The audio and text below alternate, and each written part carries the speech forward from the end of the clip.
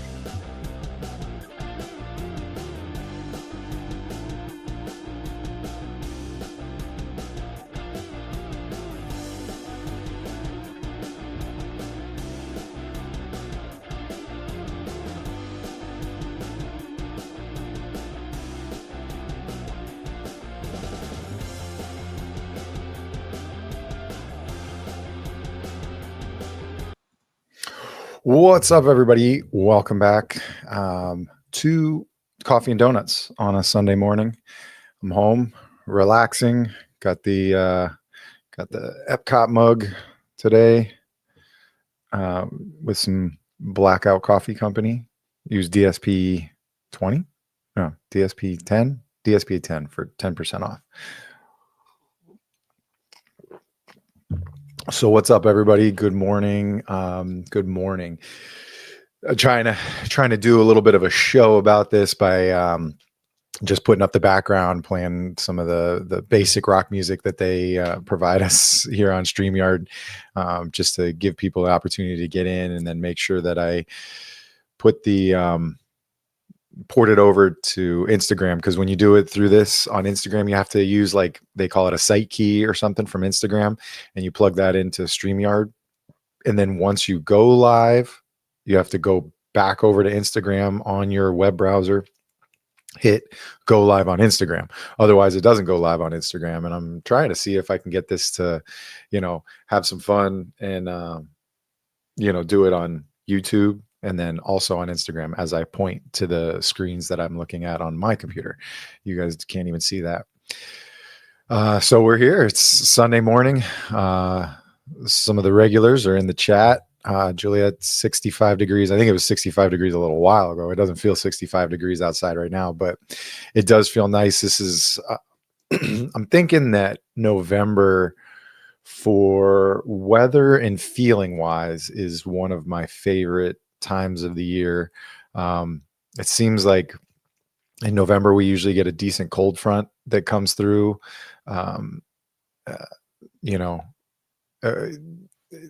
I've spent so many Christmases sweating, Christmas Day sweating, and it's like, man, this is not Christmas weather. But it seems like in November we usually get a bit of a cold front or two that comes through, and the weather's just nice. The time change does get annoying, but it starts to give me that winter feeling.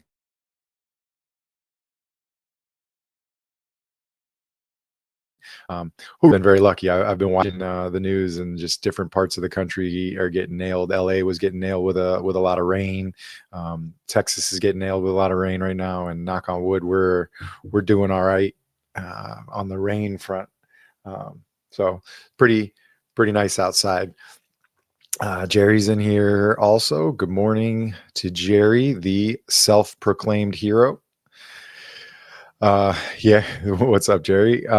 So one of the questions Jerry asked pre-show in the chat was what are the plans for the open mic on Friday afternoons? I'm running the crawl on the bottom that the Counterculture, our overarching network for first responder, veteran podcasts, and then just anybody that kind of supports this movement. We do an open mic show. Right now, it was formerly at 9:00 at night, but 9:00 at night kind of sucks on a Friday night because, we either want to be out doing something or just relaxing, or we're just tired. I'm getting old. So,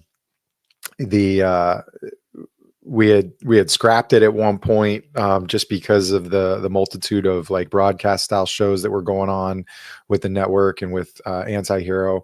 And we decided to bring it back.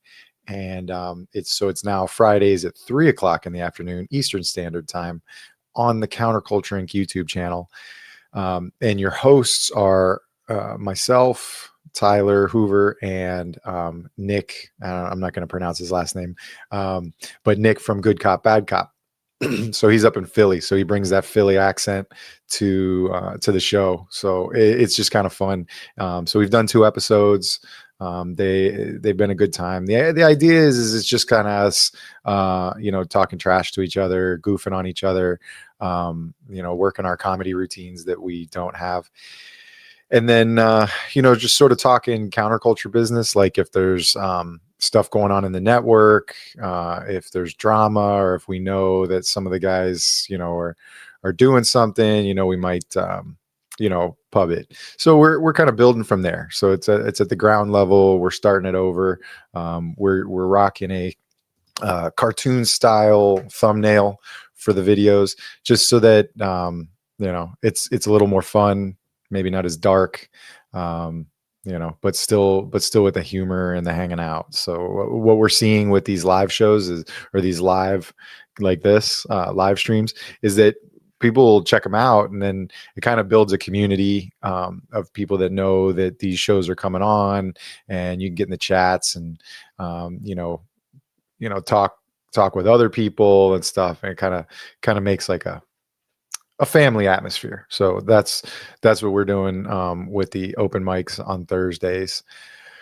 I'm sorry, on Fridays. I don't know what I'm talking about, on Fridays. And then you've also got, let's see if I have it. No, I don't have it on this. I have it on the open mic.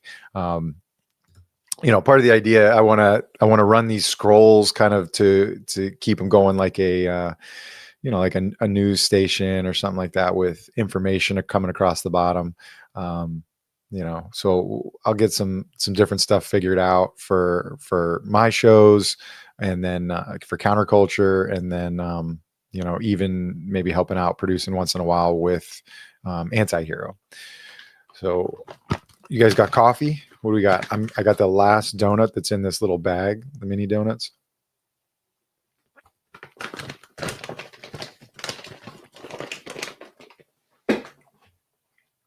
This bag was from a Wawa when we were traveling up to Orlando.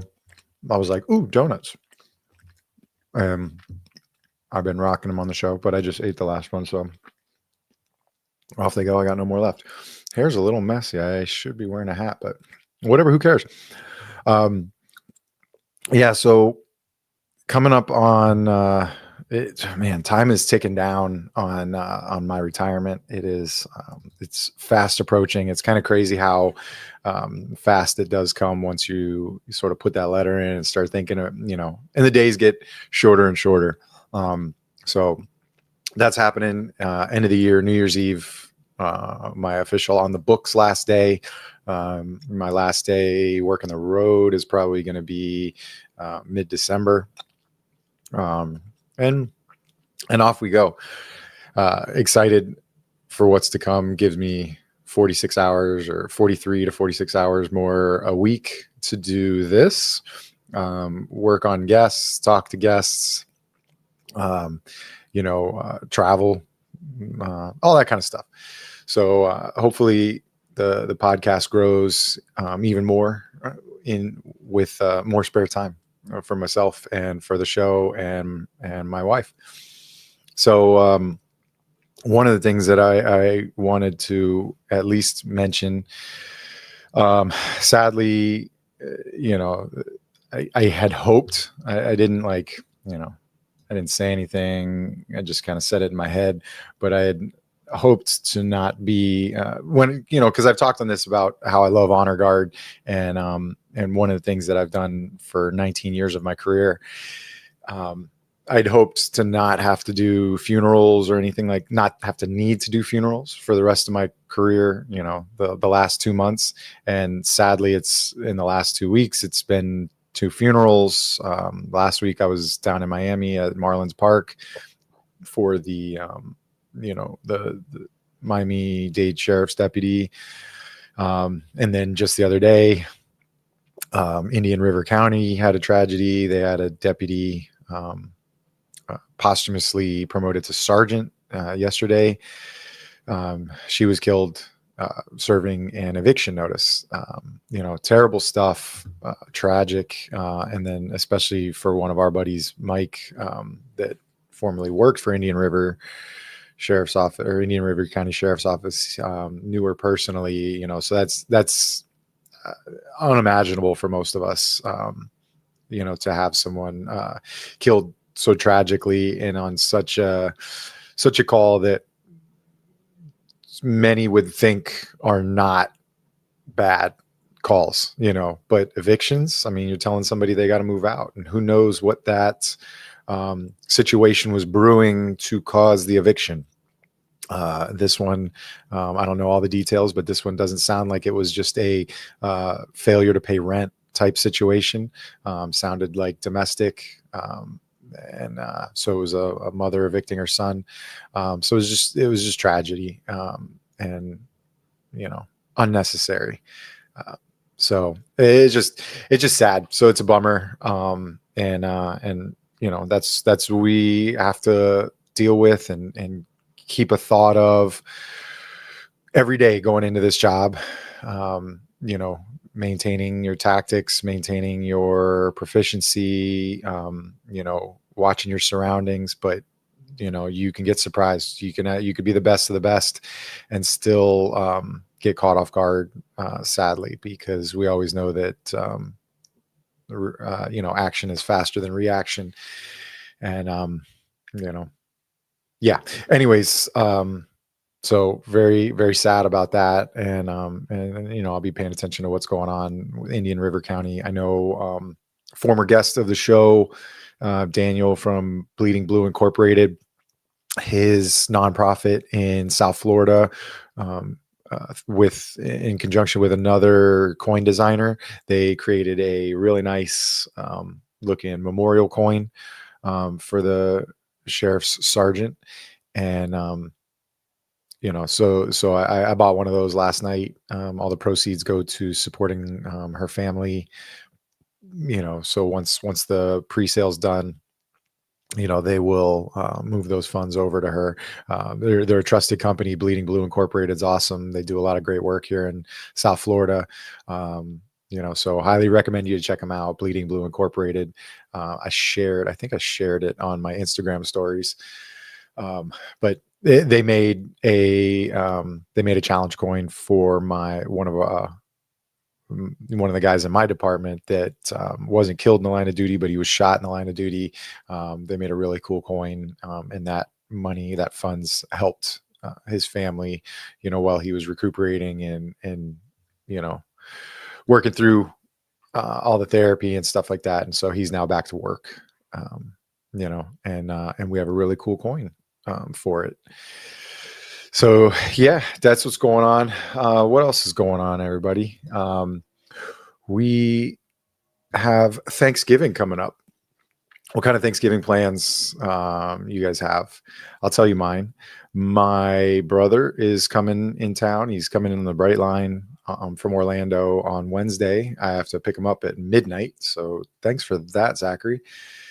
So I just got to drive out to Fort Lauderdale and pick him up. And so I'm picking him up, and he's going to be down here for probably a couple days, but for Thanksgiving.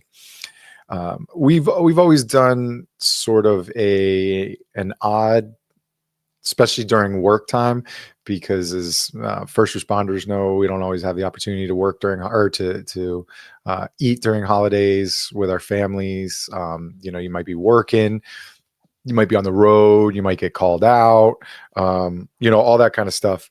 So, and then like my parents are big RV people, so they went, they would go a lot of times like Thanksgiving morning to, they used to go up to like River Ranch and stuff and do some camping and in the RV.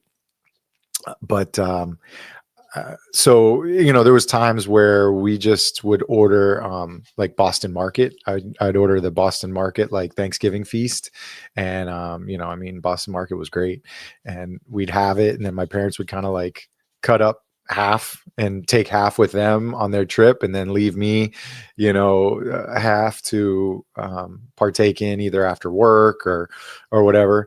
But then of course we've got our family times where we would cook. But those of you that do cook for Thanksgiving do know that, it can be stressful. You're cooking a turkey, and that's like the centerpiece that, if you screw it up, the whole meal goes to shambles. Just in my opinion. So this year, my wife and I had been at Seasons 52, and they had like a little flyer on the table saying, order your Thanksgiving meal. So, I talked to everybody and was like, well, why don't we do that? And so, I ordered Seasons 52. So it's like a sliced turkey with all the sides and stuff and the fixins. So Dad's going to pick that up on Wednesday while I'm at work. I have Thursday off for Thanksgiving, but and we're going to eat that. And then, like I said, my brother's going to be home. So then we picked up a couple extra things like a Publix pumpkin pie, which is always a classic, very basic and cheap. Publix pumpkin pies are yummy. So that's what we're doing on Thursday. And back in the day, I used to kill it working off-duty details for Black Friday, all the stores and shopping and stuff. And so it was a great way I used to work sometimes like 18, 20 hours in a day, details. Cause it's like a gold rush to get money, for the officers. So, but been a little while since I've done that.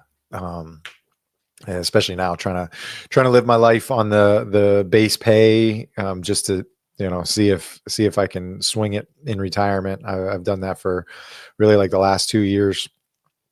Paying attention to, my paychecks and what I'm doing, because I had an idea of what I'd be getting in retirement, and I didn't want to live beyond my means, even though I have a habit of doing that. But yeah, Jerry, exactly. Get that holiday pay.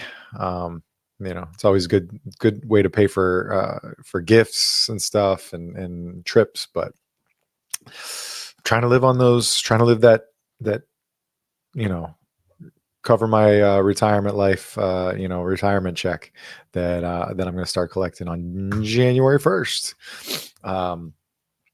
But what else is going on? I talked about those couple of things.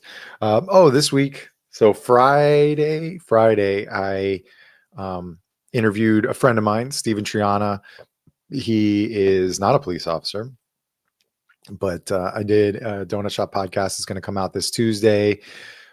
He comes from a law enforcement family, has several law enforcement officers in his family, to include his father, who retired from Miami-Dade Police Department, now the Sheriff's Department.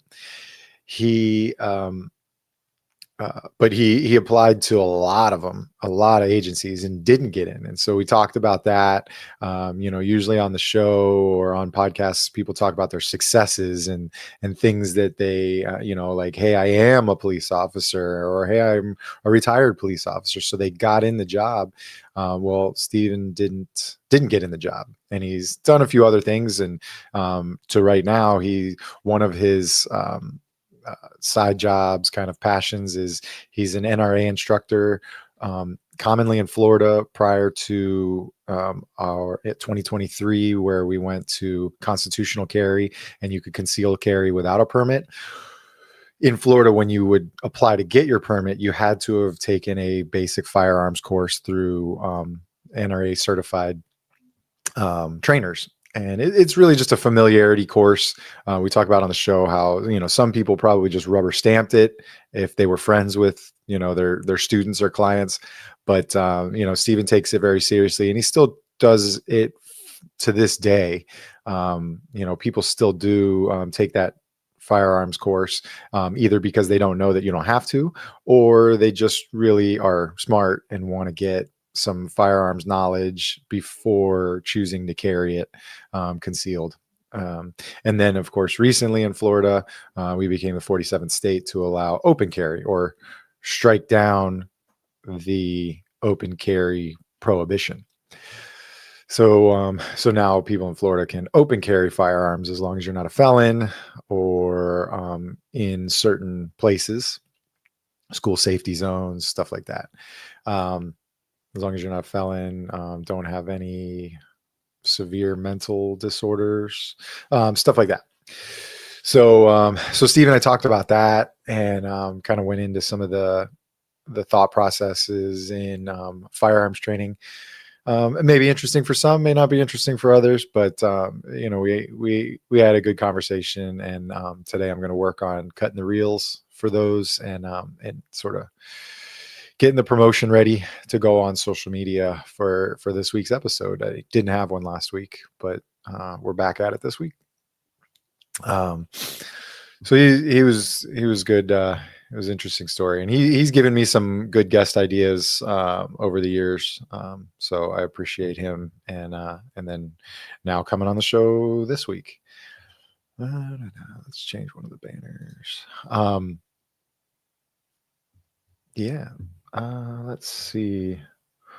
What else is going on? I don't know.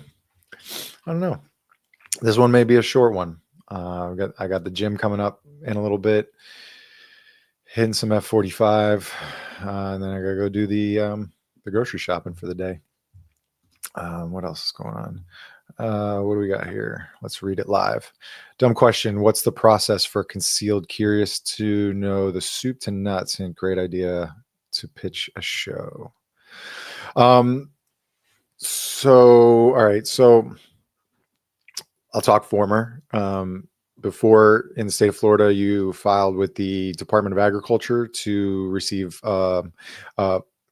concealed weapons permit. You had to have a concealed weapons permit to carry concealed. If you were concealed prior to July of 2023 and you were stopped by an officer, you could be arrested for carrying a concealed firearm without a permit. During that permitting, you had to do like regular people, not police officers, because we have some exceptions because our fingerprints are already on file with the state. You had to get fingerprinted. You had to do the firearms proficiency course. You had to fill out the application, and then they run a background check on you. And then if you get approved, you submit a photo, and then they give you your concealed weapons permit. And then at that time, you could carry concealed in most places, except for places like a bar where they serve alcohol, or it's a majority. 75% of the revenue, I think, was the stipulations. So if you walk into a Chili's, you just can't sit in the bar area, but you can sit in the regular restaurant, because they're more of a regular restaurant than they are a bar. But you can't walk into like Roundup in Davie, a country western bar that is a bar that serves a little bit of food with a firearm.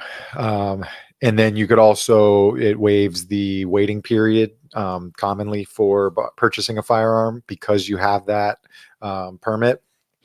You can go in and you can walk out the same day with a firearm, which is the reason why I maintain my concealed weapons permit, because when I buy a firearm, I want to be able to walk out with it. I don't want to have to wait, because as a police officer, I have a duty belt that has a gun in it already. If I was going to do something immoral or sadly take my own life, I have a department gun. Although it could have been taken away because I could have gotten in trouble, X, Y, and Z. But small caveats. So now with the in 2023, and then now with the recent ruling with open carry, so 2023 currently, or the concealed weapon, as long as you're not a felon, and as long as you don't have a risk protection order against you, like Florida red flag laws, you can carry concealed. So pretty sure you're clean, Juliet, but you can carry a firearm in your purse or concealed on your body legally throughout the state of Florida. You run the risk of a private establishment, if they find out, telling you have to leave, but that's private property, or hitting a metal detector at a courthouse, which you can't bring a firearm into, like a courthouse or certain government buildings. So that's pretty much it, and I remember back in 2023 when I was doing community meetings, there was a lot of people that were alarmed for, law enforcement, for my safety, like, oh, that's going to mean so much more gunfire and killings. And to be honest with you, there's no, I haven't seen any kind of an uptick in gun violence compared to June of 2023. I haven't encountered more people carrying concealed. I haven't, and this is, I'm speaking for South Florida. Everywhere you live is a different situation, but, there hasn't been a huge uptick in it. There's not been shootouts in the street, because people are all now packing heat, carrying guns. So it gives the opportunity for law-abiding citizens to not have to worry about it. I mean, I tell you what, like my wife during the pandemic, she was doing all of her paperwork to get a concealed weapons permit. She was actually my friend Steven's first class that he ever taught for the NRA stuff. She had it all, but during the pandemic, she couldn't get fingerprints done because even my police department had the fingerprint machine locked up because everybody had cooties. So so she couldn't get it done. And then she just kind of like forgot about it, like went by the wayside. It is what it is. She was really just doing it to learn and be proficient, but figured if I'm going to do all this, I might as well just get a permit too. And, but now, after July 2023, she can carry concealed anyways, even though she's done all the stuff. So that's that. And then now we have the open carry law again. I'm sorry. I'm going to go back to the community meetings. I would talk to a lot of people and they were worried. And one of the questions they had was, it got rid of background checks. It did not get rid of background checks. You lose the opportunity to background check someone that is filing for a concealed weapons permit. But when you buy a gun legally, you still have to do a background check. In the last 3 months, I've bought 2 guns and they do a background check each time on me. So I've got a concealed weapons permit. They still run a background check on me when I purchased that gun before they hand it over to me. And notice at the beginning of that, I said legal gun purchase. So somebody buys a gun on the streets, nobody's doing a background check anyways. So, that happened before and it's still going to happen today. The other thing is the gun shows. Those are, I know, have been a bone of contention, and I'm not going to proclaim that I'm 100% knowledgeable about kind of the gun show loophole. And when I say gun show loophole, it's the same thing. Like I've sold firearms before and I've sold them to people that I know fairly well. In the state of Florida, when you sell a firearm to another person, there's no registry, there's no actual transfer of it. I could do it a legal way, but to save that person money, I'm doing it still a legal way. I'm just doing a bill of sale in the state of Florida with the serial numbers, having that person sign. That way, if anything ever were to come from that gun, I can at least prove that it was sold on this date by me to another person. I relinquished responsibility of that gun to that person. legal in the state of Florida. They're perfectly legal. Yes, I could go through an FFL, an organization, a gun store. I could take the gun there. They run the gun, make sure their gun's clean. Then they run the person I'm selling it to. They charge us, $5 to $15, who really know, or $5 to $50, whatever their price is for running that kind of stuff. And I could do it that way, but it's also perfectly legal in the state of Florida to do it the way that I said prior, by doing a bill of sale. Well, you don't even have to do a bill of sale. I just do a bill of sale just to be a little extra and kind of have that documentation on hand. So like I said, I'm not 100% knowledgeable on the gun show, but I'm pretty sure that the gun show handles it similar to my bill of sale style. But some vendors at gun shows will have a federal firearms license where they will process it for the person and give them a place to pick it up like 5 days later, or they will handle it just like a gun store. So there's a couple variations that I do believe happen at gun shows, but yeah, I mean, that's a lot of people are fearful of that, or at least tend to want to blame that on how guns get moved around through gun shows, or how some people can pick up guns that aren't supposed to have them. But at the time, it's currently legal in the state of Florida to have that, or to do that. So we just have to deal with it. And like I told people at those meetings that I attended, I envision that all of you have a gun, because I know there's at least one gun in this room, which is the one on my hip. So there's one gun, and officers have been killed by their own guns. Sadly, the Miami-Dade Sheriff's Deputy Jaramillo, the other day, or a couple weeks ago, killed by his own gun in that fight wrestling match. So it can happen, which just leans that we have to continue working on our tactics, our proficiencies, and all that kind of stuff to try and mitigate some circumstances like that. So yeah, so I believe that everybody has a gun. I treat it that everybody has a gun on them, and that's how we live our life, which is one of the reasons why I'm looking forward to being done with part of that. Not like I won't treat everybody when I'm retired as if they have a gun, but it'll be a little less looking to hurt me if possible. So you're welcome. So what's up? Good morning. So that was a little, little thing. Let's see what else. Thank you for that request, Juliet. I can go off on some of my little tangents with, community event type stuff, or community learning. Yeah, I think that's it. I think probably a good place to wrap it up. We got a 30-minute show in. Appreciate you guys for showing up. Nate, hit me up. I know you wanted some patches. I still have that bag of patches. You just never finished up telling me what's up, and I just need your address so I can mail them out to you. All right, everybody. Well, thank you for tuning in. Check us out on Fridays at 3:00 Eastern for the open mic. That I'm going to host very similar to this, but with a couple extra talking heads in the show. And then, this Tuesday, Donut Shop Podcast coming up. Anybody else who's checking out the show afterwards, thanks for checking it out. Make sure to like and subscribe, turn on the bell notification so that way you know when I'm going to go live. And what do we got? Question next week is no off-road.